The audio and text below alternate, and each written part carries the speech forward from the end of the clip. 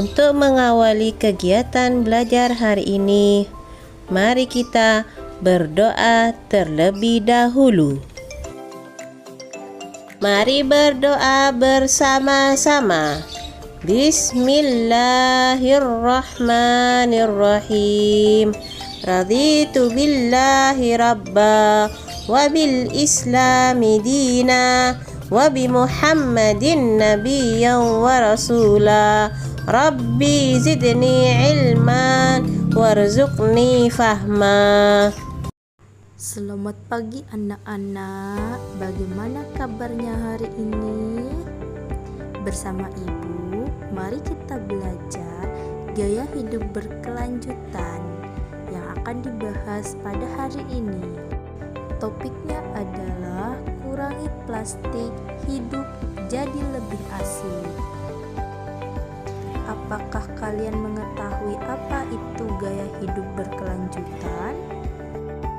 Gaya hidup berkelanjutan adalah pola hidup yang bertujuan untuk menjaga kelestarian lingkungan dan memenuhi kebutuhan manusia secara berkelanjutan. Salah satu contohnya yakni kurangi plastik, hidup jadi asik. Apa itu sampah plastik? Sampah plastik merupakan salah satu jenis sampah yang sulit terurai oleh proses alam dan dapat mencemari lingkungan.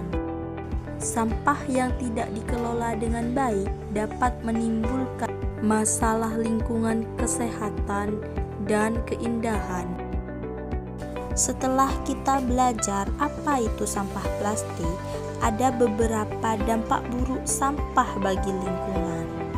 Yang pertama, sampah dapat mencemari udara, tanah, dan ekosistem, serta sampah menimbulkan bau tidak sedap. Yang kedua, sampah mengakibatkan aliran air menjadi tidak lancar dan berpotensi mengakibatkan banjir. Yang ketiga, sampah berpotensi menimbulkan bahaya bagi kesehatan seperti penyakit diare, tifus, kolera, penyakit jamur, dan penyakit cacingan.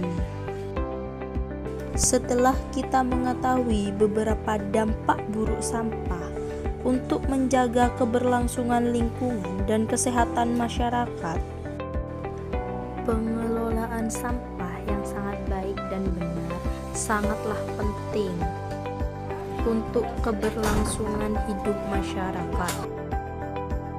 Salah satu upaya pengelolaan sampah yang dapat dilakukan adalah dengan konsep 3R, yaitu yang pertama menggunakan kembali atau reuse, yang kedua mengurangi atau reduce, dan yang ketiga mendaur ulang atau recycle.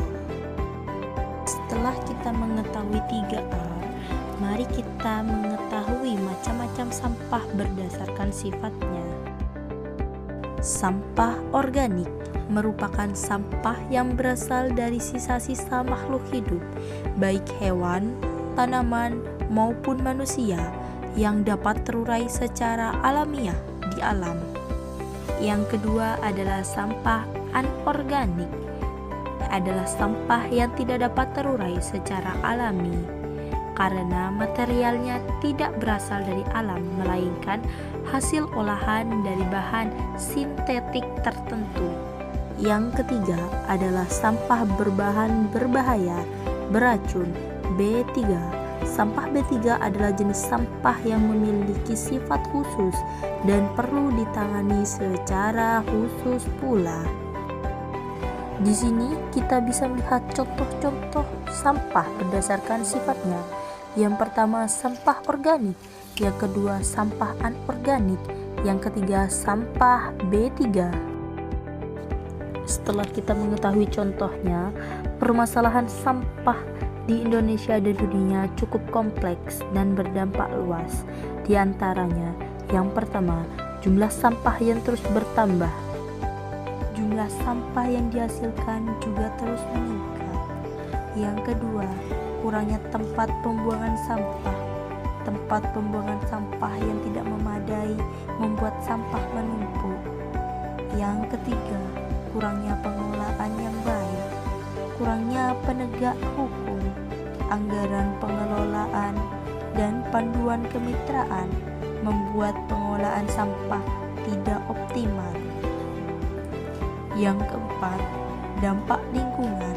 Sampah yang tidak dikelola dengan baik dapat menjadi sumber polusi dan pencemaran tanah, air, dan udara. Yang terakhir, sarang serangga dan tikus. Sampah dapat menjadi tempat berkembang biaknya serangga dan tikus. Setelah kita mengetahui permasalahannya, kita harus mengetahui cara penanggulangannya. Untuk mengelola sampah secara bijak, Anda dapat yang pertama, membuat tempat sampah sesuai jenisnya, yaitu anorganik dan organik. Yang kedua, mengganti alas plastik sampah dengan koran atau kardus. Yang ketiga, mengomposkan sampah organik. Yang keempat, mendaur ulang sampah anorganik yang masih layak didaur ulang.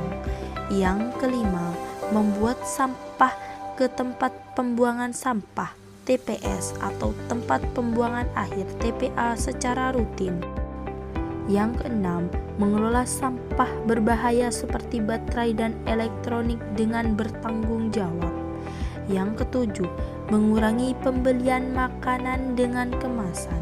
Yang kedelapan, menghindari penggunaan kantong plastik sekali pakai. Penutup, itulah materi yang Ibu sampaikan. Semoga bermanfaat bagi kita semua. Ibu akhiri, Assalamualaikum warahmatullahi wabarakatuh.